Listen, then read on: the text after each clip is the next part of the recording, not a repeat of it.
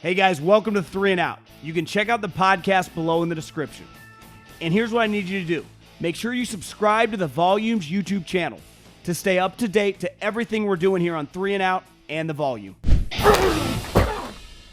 What is going on? John Middlekauff, the Volume 3 and Out podcast, Monday, draft week. Subscribe to the Volumes YouTube page. Subscribe to the 3 and Out podcast below in the description.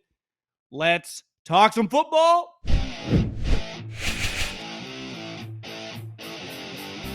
I talked to a guy in the NFL a while back who said, and I remember this when I'd go to pro days. Some of these older scouts would get mad, like when a guy would decline to run. And I didn't know any better. I was like, yeah, you should be running. And then now that I've seen, kind of can take a big picture view of it all, if I had a client who was slow, we would never run. Because the moment you run and you run slow, it hurts your draft stock. Because I've said it over and over, this is an economic exercise. And your 40 time, while probably a little overrated in the grand scheme of things, is a determining factor of where you're going to go in the draft. Because if you play safety or you play wide receiver and your card is up there on the board, a lot of boards are digital now, and it says 460, it's hard for me to pull the trigger as a GM, as the head coach, as the owner. With that time, not great. It's much easier to draft, and it's not saying it's right to draft a guy that ran a 4.41. It's very easy to draft Chris Olave. It's very easy to draft these wide receivers and these corners that fly. Kyle Hamilton, the safety from Notre Dame, who actually has a podcast with the Notre Dame guys, ran really slow. And for a long period of time, he was going to be, and I agree, because I watched him play at Notre Dame, and I thought, this guy is a star. This guy is a baller. He is going to be a top 5 pick. Then he goes to the combine and runs a 4.50 or 4.55, and then runs at his pro day, or maybe it was like a 4.58, runs at his pro day even slower. So now people around the league think he's slow. And now you hear these mock drafts and people talking about him like he might go in the mid-teens.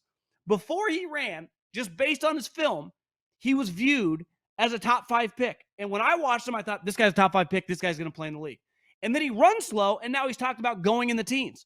I was listening to Michael Lombardi's podcast, and he was talking to someone with a team that's picking in the late teens that goes, Hamilton might fall to us. Drake London, who got hurt during the season, broke his ankle.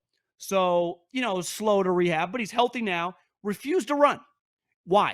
He's not fast.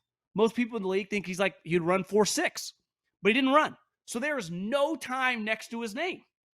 And he's being talked about potentially going in the top 10.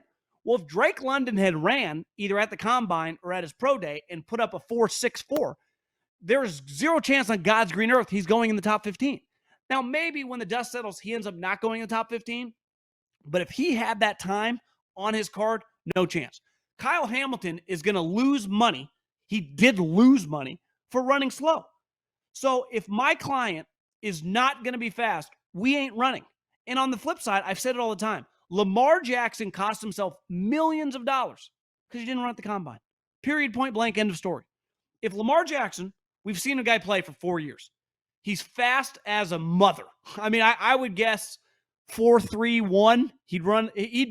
He'd probably run the fastest quarterback time in the history of the combine. Maybe RG3 ran high 4.3s, low 4.4s. I think he would be the fastest quarterback in the history of the combine. Maybe there have been like guys that transitioned to other positions, but probably not. I mean, he just would never have gone 32, but he refused to run because people thought he was a wide receiver.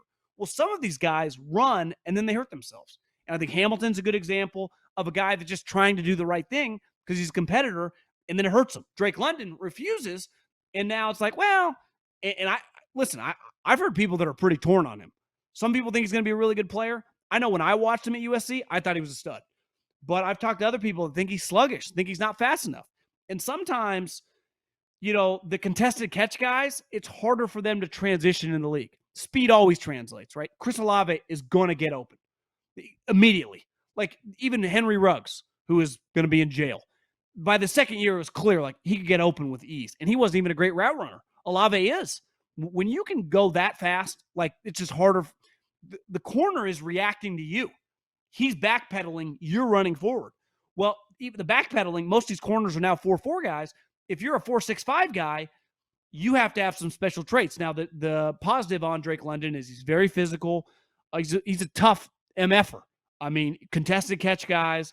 But I would say the contested catch guys make people in the league a little nervous.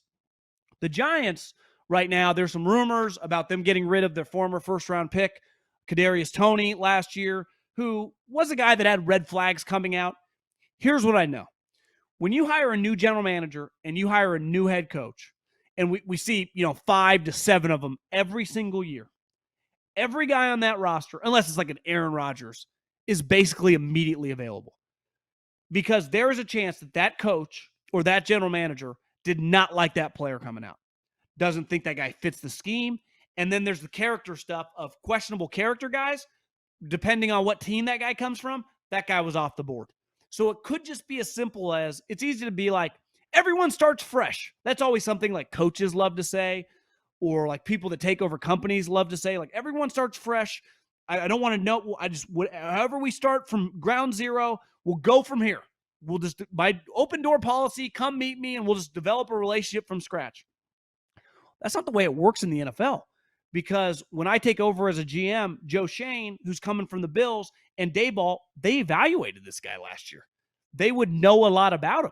They would have an opinion. So it's easy to say that, but when you come into a job, and it's going to happen in all these franchises, you're going to have an opinion on that player. It's always where it gets a little weird when the general manager stays and he hires a new coach. And then that coach doesn't like one of the guys that general manager drafted. And then it can create a little animosity because obviously that general manager thinks that player's good, but that coach may not like that guy from his previous stop or that his former organization didn't. So it can become very complicated and convoluted quickly. But I can understand where the Giants, this rumor of them getting rid of the guy, like, what if both those guys hated him coming out? Now, I saw today on Elon's app, Twitter, that Toney has been at the facility because I guess he didn't show up last week. He's been there this weekend and today. Maybe he's trying to do his part because if I was him, I'd want to be with Dayball, who's clearly a really good coach, and try to excel because it's never good being a top 20 pick and immediately getting traded going into your second year. Thanks for watching 3 and Out. You can check out the podcast below in the description and make sure you subscribe right now to the Volumes YouTube channel.